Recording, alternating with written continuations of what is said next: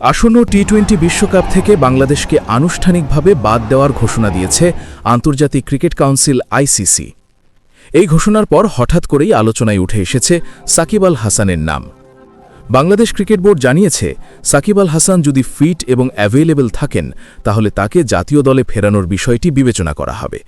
বিসিবির এক সংবাদ সম্মেলনে বলা হয়, কেন্দ্রীয় চুক্তিতে থাকা সম্ভাব্য ২৭ জনের তালিকায় সাকিবকে অন্তর্ভুক্ত করার বিষয়েও আলোচনা হয়েছে। বোর্ডের পক্ষ থেকে জানানো হয়েছে, সাকিবের সঙ্গে কথা বলেই এই সিদ্ধান্ত নেওয়া হয়েছে। তিনি হোম এবং অ্যাওয়ে দুই ধরনের সিরিজ খেলতেই আগ্রহী। তবে একটি প্রশ্ন এখনও রয়ে গেছে, সাকিব দেশে ফিরলে আইনি জটিলতা তৈরি হবে কিনা সে বিষয়ে এখনও কোনো স্পষ্ট নিশ্চয়তা পাওয়া যায়নি। এ ব্যাপারে আমজাদ হোসেন বলেন, আমরা সাকিবকে চাই, এটাই মূল কথা। সাকিবের ইস্যুগুলো ব্যক্তিগত, সেটা সরকার দেখবে।